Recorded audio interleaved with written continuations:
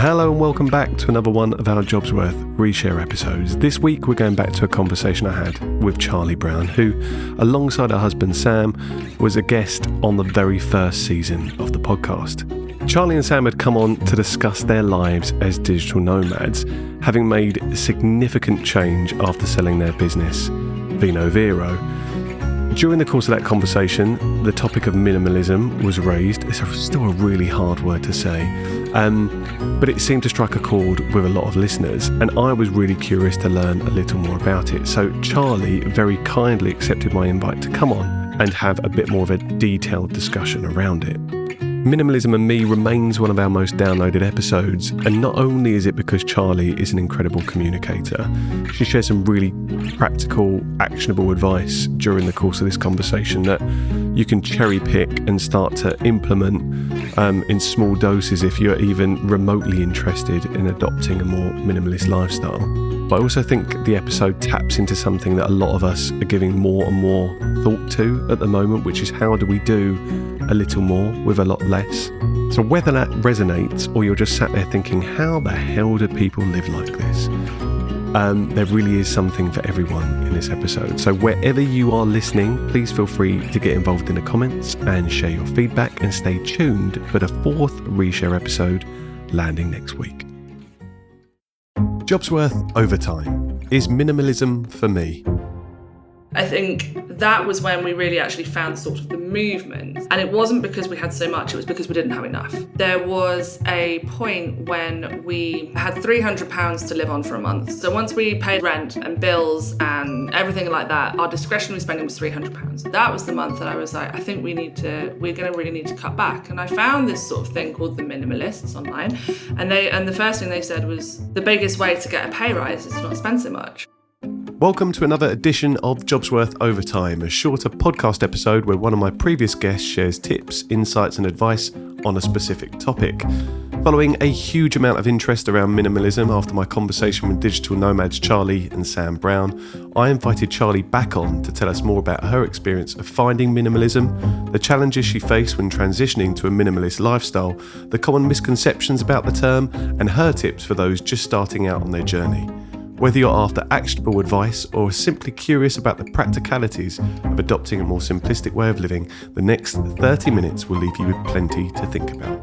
Cheers for coming back on and agreeing to do this. So many people were left asking me questions or just raising the point around wanting to learn more about minimalism. So, can you give me a definition? And it doesn't have to be the dictionary definition of what minimalism is. So can you describe what it is in your context, what your definition is? The way I see minimalism is a structure upon which you build a life. The structure being very intentional with not only what you own, but what you don't own, also what you do, how you spend your time, and trying to bring it down a little bit from what we have become to think of as normal. Normal tends to be bigger the better, buy more stuff, always be getting bigger houses, bigger cars, bigger everything. And it's kind of saying, hang on a minute, is that really where we should be as human beings? Is that really where we're going to find satisfaction and feel contentment? Or is it going to be if we go a little bit lower down? So that's a very roundabout way of saying it. I think it's perfect though.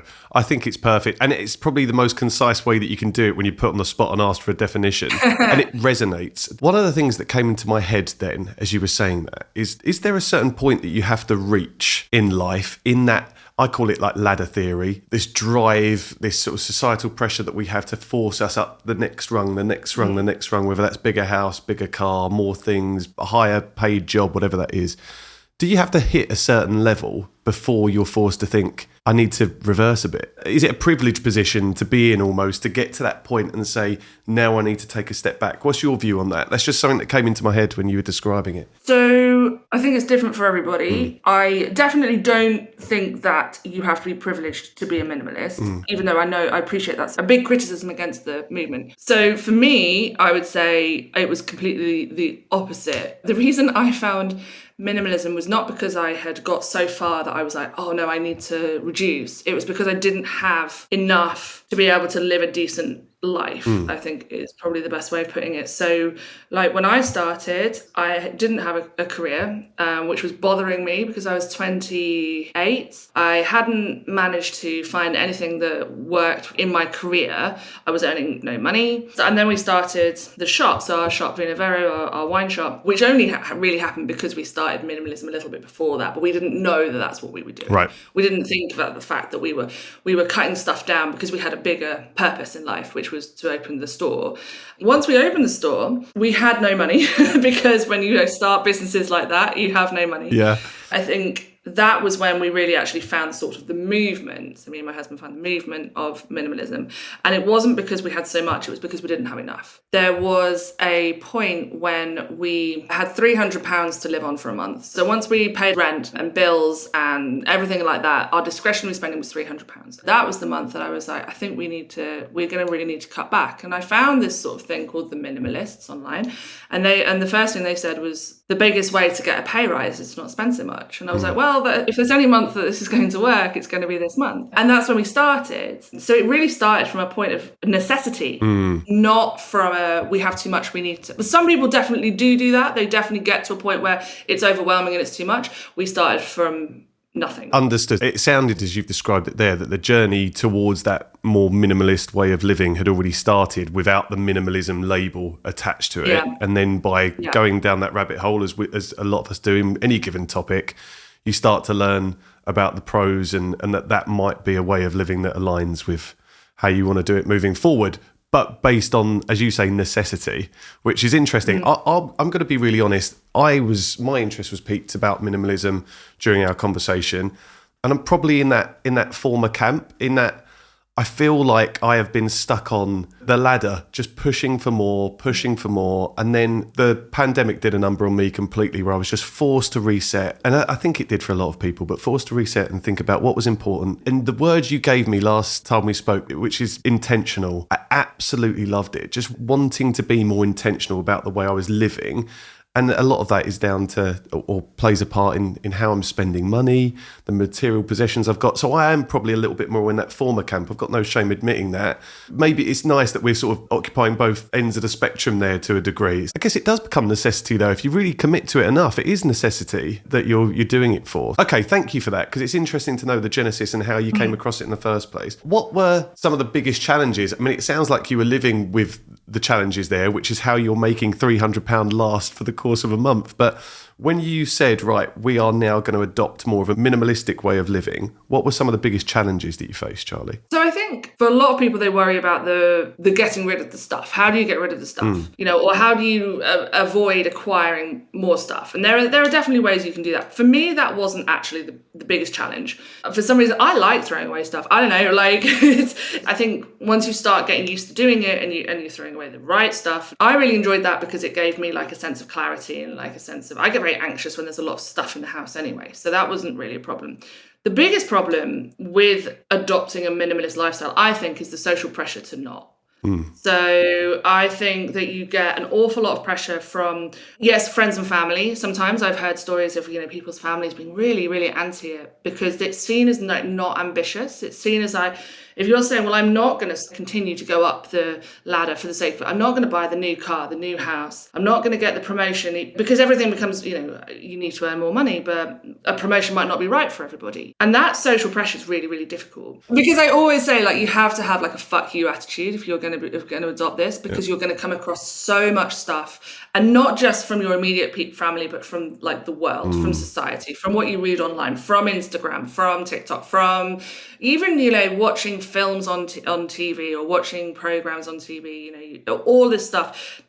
Everything is based around the idea that you're always going up and you're always getting bigger and better. Bigger is better. That social pressure, I think, is the biggest challenge. And it's always the biggest challenge. Yeah. So me being 39 years old and my husband Sam's 41, we live in a 1-bedroom apartment and we rent it. For a lot of people, that's unthinkable as being successful. Whereas for me, that's completely intentional to live in a 1-bedroom apartment. And renting is completely intentional. Yeah. Because that gives us a life that we want. Yeah. That affords us the life that we want. But social pressure says that's not a life. Yeah. This is especially the case in places like America, like the UK, like Australia. It's much less here. I'm in Porto now. It's much less in in Europe, people don't always buy the next big car, for instance, here, that sort of thing. But in the UK, the pressure was huge and we felt it every day. Yeah. And I'm going to go out on that and just stretch that slightly further. Again, the pocket of the UK that, I currently live in, I feel like there's even more of a magnifying glass there as well. So I completely understand that. But then I think that pressure is always there. There's always that idea that you need to get out of that you need to become more successful. But the problem is equating success with big. Completely agree. And actually, sometimes by the time you've realised that what you've been doing is just chasing something bigger, you've, accrued 10 years of your life and you're looking back at it going, what was I doing it all for? And that's where I really started to embrace, on the back of our conversation, that word intentional. Are you living intentionally? Are you doing something knowing that there's a goal there, or doing something that supports the way you want to live your life? Half the battle is having the time to take a step back and think, are you living life in the way you want to live it, rather than just getting swept up in this current and these societal pressures. I think we've kind of touched on some of the misconceptions that people have, because we definitely brought it up about the misconceptions around the term digital nomad when we had the last conversation. I think we've touched upon some of the common misconceptions about minimalism, proliferated, I think, in a big way by a term that you've coined, small. Is this right? So the social media abetted lightweight living. So is this the way? And I've read one of your articles, which is why I can reference that. Can you talk to me in a bit more detail about that? So this is really, I guess, focused on the light that social media shines on minimalism, and kind of giving this wrong perception of it, do you think? So I really wrote that piece when I was getting quite annoyed by looking online about minimalism and finding that it was all quite surface levels. The problem with social media is it makes everything very small. Yeah. It makes everything very lightweight. It doesn't often dig in. And I think with minimalism, one of the problems with that is that people show aesthetics. And this is talking about misconception. This is a big misconception that minimalism is really about aesthetics. It's about having white walls, and it's about having very little in your house. And I think it comes back to the idea that minimalism is deprivation. And it's not deprivation, it's abundance, but it's just abundance of certain things. But that's not what social media shows. And that's not what a lot of minimalism writing shows. And this is why I wrote that particular piece, because I was just getting irritated by just seeing the same thing day in, day out about what minimalism is, which is just throwing stuff away, when it's not. There's so much more to it than that. And I think that's one of those misconceptions that people have. Interesting, isn't it, as well? Because if we talk about a platform like Instagram and how that might reflect minimalism, I guess there's only so many ways you can do it. One of the strongest images that you can put out there is something that's sparse or white, or that is scant and nothing there. And that definitely builds this perception that it is a life lacking a number of elements, rather than, as you say, a life of abundance. And I think it doesn't really reflect most people's journeys through this either. Yeah.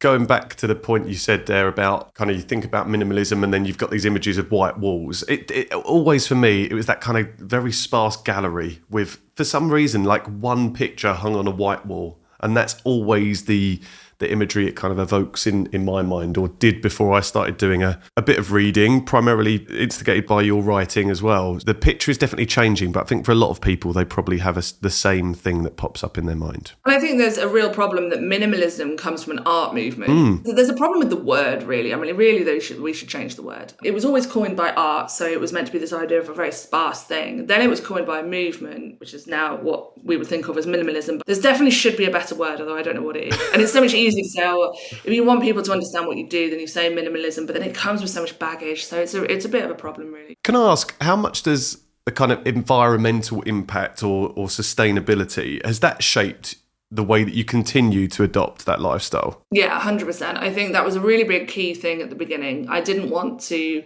contribute any more than I had to. There is an argument that, like, we can't do that much because, it's things like power plants and big business that is fueling things like climate change. But that's only being fueled because we buy stuff, really, or we buy too much stuff. And also it's about, like, wanting to feel okay with what you do as well, and feeling like you are contributing. So I definitely thought about that. The biggest time I thought about that environmental impact was when I got rid of all my stuff in the UK. A lot of people don't always think about the sort of life cycle of a product, and particularly the end bit. So you buy something, but what are you going to do do when you need to get rid of that thing? And when we left the UK, I was faced with that because I had to get rid of everything very, very quickly. And suddenly you're really aware about how every little thing you've ever bought, what's going to happen to it at the end? Is it going to go to landfill, which isn't great? Is it going to get donated but never really used anyway? Is it going to, where's it going to go? And that really bothered me, and that still bothers me, and it still defines how much I buy now. Even now, I'm not buying a lot of stuff because I'm like, well, what happens when I finally want to get rid of it again? And I will, because we intend to stay imported for a bit, but eventually I know we're going to continue our travels.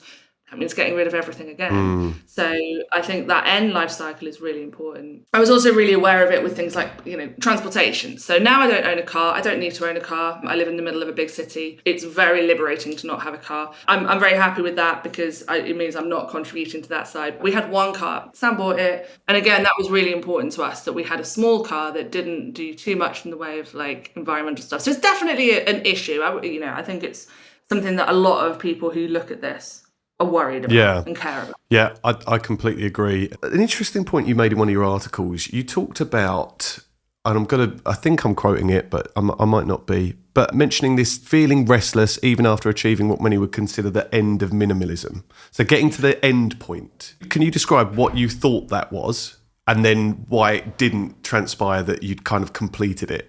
And then what you do day to day. I think you talk about the journey, so focus on the journey rather than the destination as well. So I know I've thrown a lot at you there, but I wrote that at a very specific time. I think after we'd been traveling for quite a while, and I was talking about the end of minimalism as people would see it. So people would see the end of minimalism maybe as when you get rid of all of your stuff, or you get rid of as much as you possibly can. There is no more to minimize. Yeah. And I was in that position for a really long time because we had got rid of all our stuff. We had a suitcase. We were traveling. You can't put anything else into a suitcase. So stuff became completely not part of my life whatsoever. I couldn't even think about it because I didn't have any way of buying anything else or acquiring it. So I would replace things when I needed to, but that was it. It is a really strange feeling because suddenly you've got more time on your hands than you realize, because, stuff takes up an awful lot of time. And when you get rid of that, you're suddenly like, well, what are you going to do with that time? And also, I just found out that I like the process of getting rid of stuff. As I said, it's a very nice feeling, and that's well documented that decluttering actually gives you a sense of control in it, and there's studies to suggest that it is very good for your brain. So I missed that. It's a really stupid thing to miss. You don't always get to that point, and that's also fine. I happened to get to that point because of a very specific way that I was living.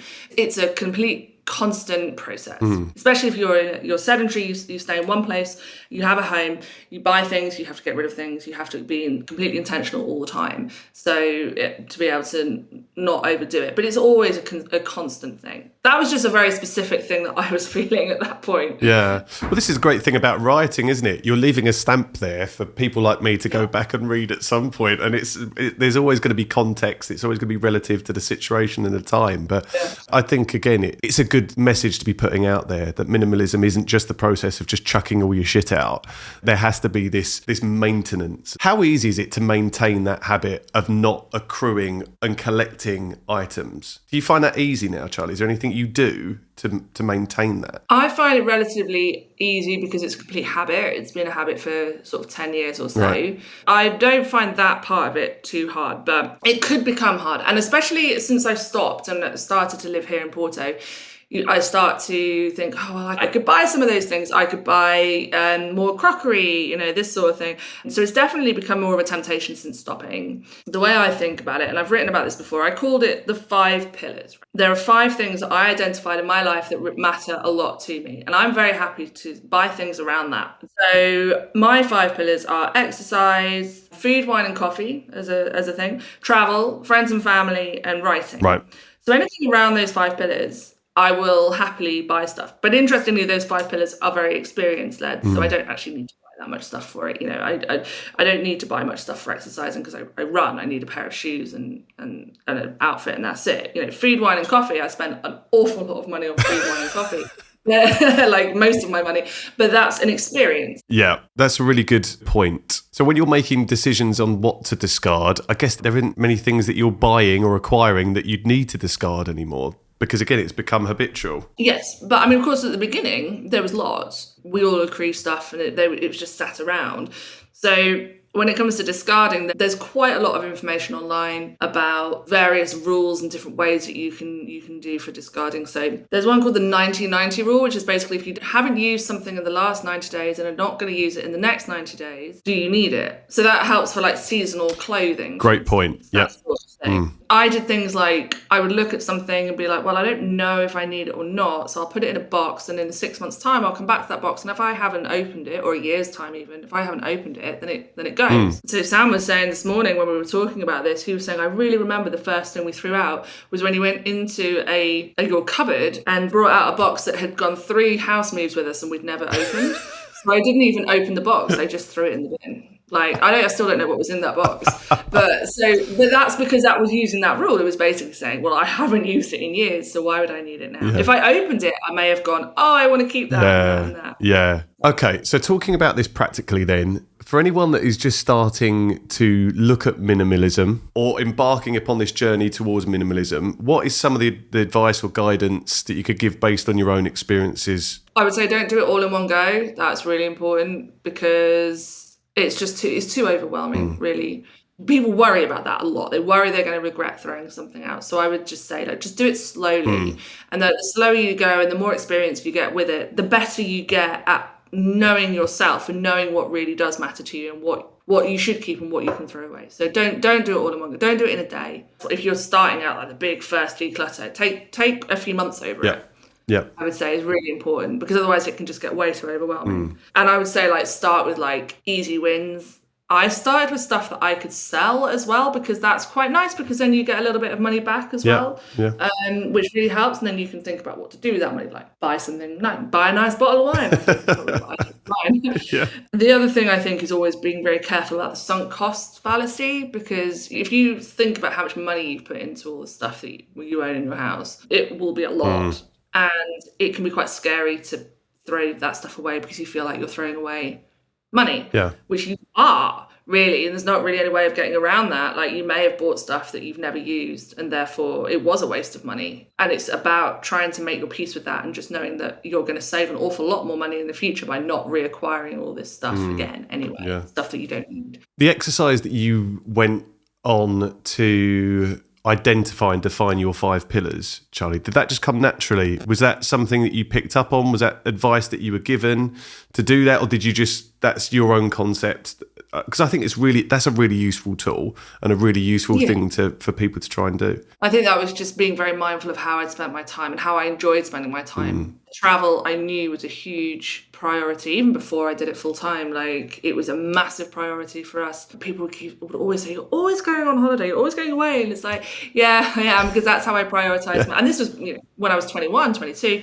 always prioritize that. So that was a really easy one. Exercise became a really big part of my life, 5 years ago, because A, I realized that I needed to do more, and B, because generally there's no downside to exercising, and it's extremely good for your brain and it makes you feel better, and running or walking and things like that is just so good for you. So, but I was just working out stuff that I really cared about and stuff. It's just priorities really, but it's just taking time to learn what those priorities are. It can take a bit of time to work it out, and it can be masked by different things, and you think that you really love this thing, but is that thing what you really love, or is it the feeling it gives you? But could you get that feeling from something else? I don't know. It's a bit of a process. Yeah. But it gives you that structure and it gives you that foundation to build everything else from. I think that's quite a powerful way for anyone that may be not even on the fence, maybe willing to commit to minimalism, but needs more of a starting block. Think about the areas that you really want to focus on and where you're happy spending money and where you're happy decluttering outside of those, whatever, 3, 4, 5 pillars. And being really aware of what you don't like as well. What is it that's making you not feel good? The whole aim is to have more time and more contentment and this sort of thing. And the time thing, well, if you're spending all of your time doing things because people ask you to do it, but you really don't like doing it, then that's kind of silly, really. So it's about learning about what you don't like as much as what you do, and just being really mindful of that when things come up. Yeah. Did that work for me? Did that make me feel good? Or did I just spend 100 quid on something that I really didn't, that I really hated? Yeah. Yeah, brilliant. All right, Charlie, I've got one more question for you. Can you remember, or can you identify one thing that you did throw away that you have regretted since? No. Do you know, I thought about this recently, or a few months ago, for an article, and I actually couldn't think of anything. Brilliant. You're doing it right then. Yeah, I thought I had thrown some saucepans. This is very important for me. Sam had these incredible saucepans that his parents bought him for like his 21st birthday. And they're like these like incredibly well-made things that were just insane. I thought it was just so stupid. I thought we'd throw them out. And I was like, damn, I really would have liked those when we moved to Porto. I really would like to get. Turns out we'd given them to a customer who's also now a friend who just had them on long-term loan, and we were able to get them back. Oh, fantastic! So well, that's good. So I was like, okay, I did good. I didn't throw away the thing I thought I wanted. And there was a Ruark, like a stereo. Do you know the stereos, Ruark stereos? They're made in Southend. Yes, yeah, I do know that. I recognise the brand. Yeah. So good. And I thought I'd thrown away. I thought I'd given that away or something. Yeah, it turns out no. Same friend had it. There you go. So I was like, okay, I did well. I actually didn't throw away the things. And at least someone was getting use out of it while you weren't. Exactly. It being saucepans aligns nicely with your food, coffee, wine pillar. Exactly. And as does Ruark, because, you know, you listen to music in the evening when you're doing wine and cotton food and that sort of thing. But no, honestly, I don't think there's anything that I've massively regretted. All right, Charlie. Well, look, thank you so much for doing that. And I think what I'm going to do in the episode description for this is put some links to those blogs as well, if that's okay. Yeah, and where can we probably mentioned this in your initial episode when we recorded with you and Sam, but where can we find your writing? And is there a specific place we can read about minimalism from you, or is it a range of topics that you share? So because I'm writing a little less about the actual concept of minimalism at the moment, I'm writing much more about the life part these Understood. days. But I've written plenty out there. So the two places is on Substack. So I've got a Substack called Simple and Straightforward .substack.com. And then I'm also on Medium, which is where I do most of my writing. Cool. Fantastic. All right, Charlie. Well, thank you so much for taking the time to speak to me, and I'm sure we'll catch up again soon. Thank you.